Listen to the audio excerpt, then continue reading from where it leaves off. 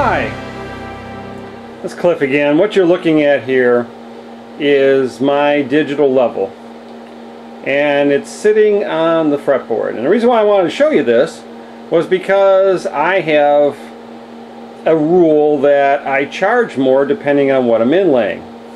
If I'm just inlaying the fretboard, this, the black part here, I charge one price. If it's on the neck already, I charge a different price. If it's on the guitar, I charge a third price. The reason why is because the more it's connected to everything, the more I have to deal with. And you can see here that this is 0.8 degrees slope on the neck when the body is sitting in the cam machine.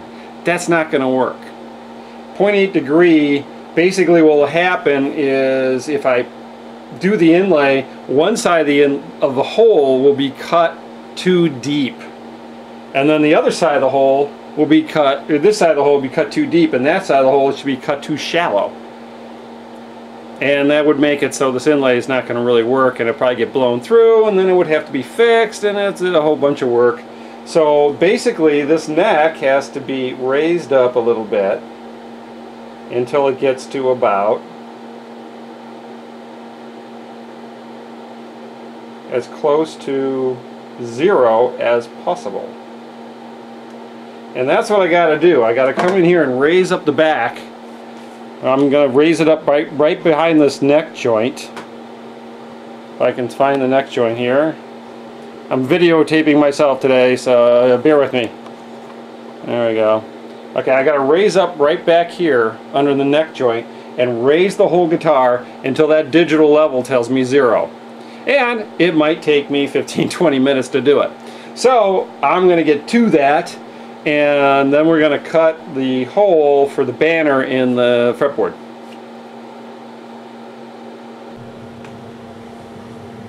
And there it is, 0.0. Perfect. And everything's braced in now. Everything's lined up, ready to go. We're going to cut this hole. Let's go for it.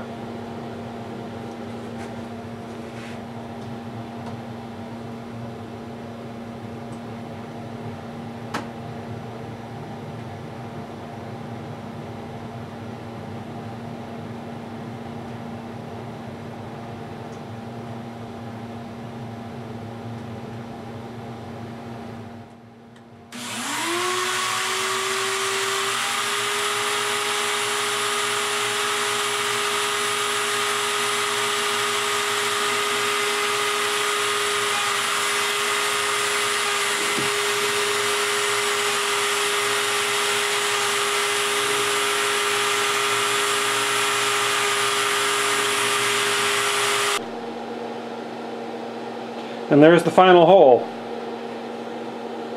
Absolutely perfect. Hi! Well, I almost have all of the holes cut into the guitar that I need, including the headstock. Maybe let's roll over here. Can you show the headstock for me there a little bit? You can see that there's already holes right here in the headstock. Getting ready for the J. Thayer logo. That's going to go right here. But I couldn't quite, because of the strange shape of the body, I couldn't quite figure out how to get it all locked into place in order to cut the hole in the 5th fret. I've got a small little icon here, which is the Odin symbol. I'll pull that up a little bit, maybe you can see a little better. And it's called a vault nut, and it's made up of 6 different pieces that I've super glued together, and it has to go right here on the 5th fret. So this is where I was saying how it's actually easier to inlay just the fretboard, with not on the neck, not on the guitar, than it is once you start getting farther in the process. And the reason why it's a lot more expensive to inlay after a guitar is already built than it is during the process. However, my small dilemma here is actually a good thing for you, because you get to see how things are done manually.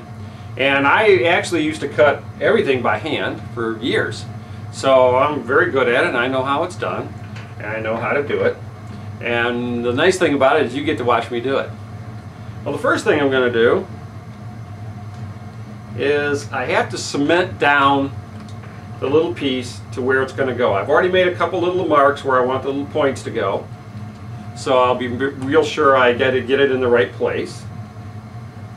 And what I'm going to do is I'm going to take one small drop of super glue right in the middle, not enough to make it stick permanently, but just enough to hold it. And then I'm going to take an X-Acto blade, and this is a very, very sharp, brand new X-Acto blade, and I'm going to cut into the wood around all the pieces until I make like a perfect shape in the wood. Now what I'm going to do is I'm going to take some chalk, just plain old regular white chalk, and I'm going to rub it on there, and that'll show up really well against the ebony, and that'll give me a line to route the hole to. Once I do that, I'm going to take a Dremel router. I got a very small bit in here. I got a 1/32 inch bit, and this is just the Dremel base router that they come with. You can I've seen people that make these out of steel, and they got all kinds of designs on them.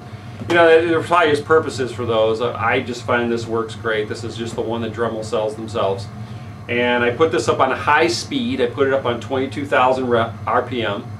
And I'm going to use that to just go in here and grind the little hole away. And once I get that, I can plop it in there, and we're ready to glue all the remaining pieces of the guitar.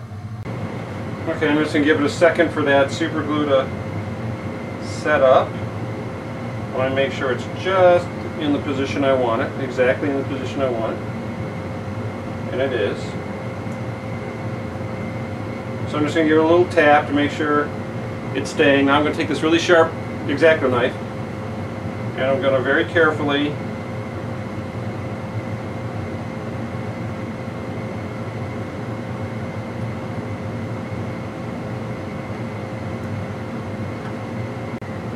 trying to get as close as I can to the edge of the material so I can really get a nice cut. And I'm going to go around one more time because I want to make sure I get a nice deep line.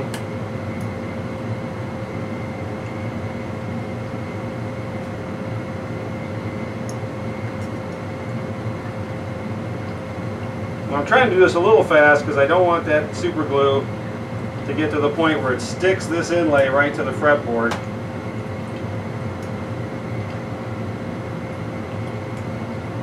I just don't want to be able to pull it off.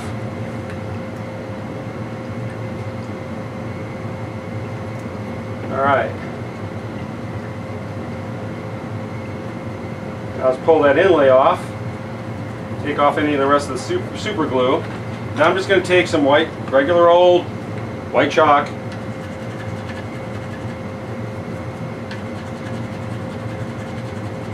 and rub it into those grooves. Take a little bit of steel wool and take the excess off. And you can see I have a line. Now using that line, I'm going to take my Dremel router and route a hole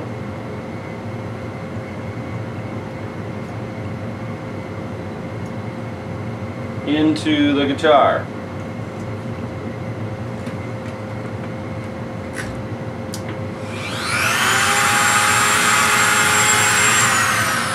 I'm going to start out with the edges first, the lines first, and then I'm going to come back and do the inside.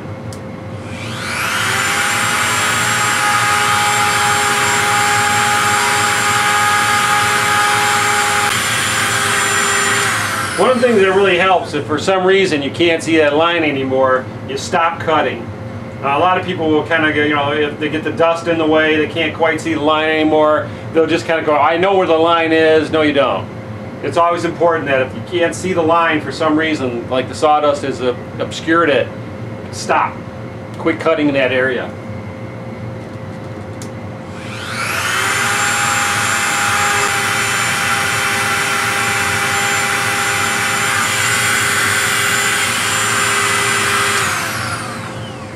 And there's the basic hole, and I say basic because my guess is that doesn't fit. And I am completely right. That doesn't fit. It's beginning to fit, But I'm going to have to go in, and I always kind of cut a little farther back so I can go in and trim.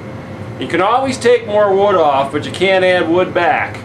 So I always take my time, and I can see on this side it's very high. I'm going to have to come in here and really carefully mark that out. Now I'm kind of noticing that the bottom already is pretty darn close. That fits in pretty darn close to where it's got to go. Just a little bit of trimming here and there, and a little piece in the point there I noticed. But in general, that's fitting really nice. And what I got to do is keep going back and forth, trying the fit, putting it back and forth until I manage to get that thing to just go boop. And that's what I'm looking for. Sound effects and all.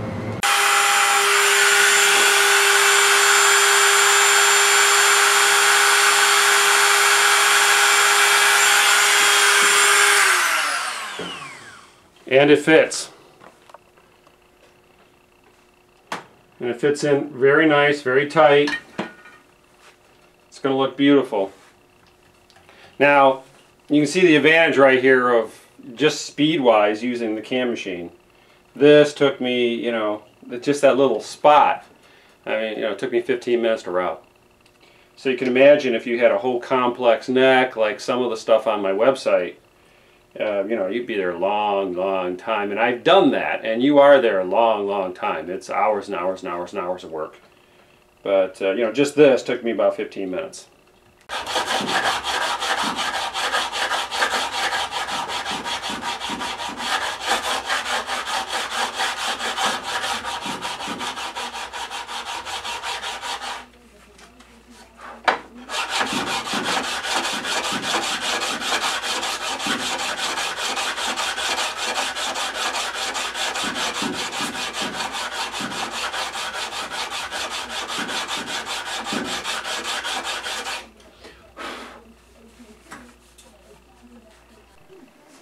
And there it is. You can see I've reopened the fret slots, ready to be fretted. You can see where the fret slots fall. One of the things I didn't notice is that one of the fret slots fell in this little tiny wood piece here.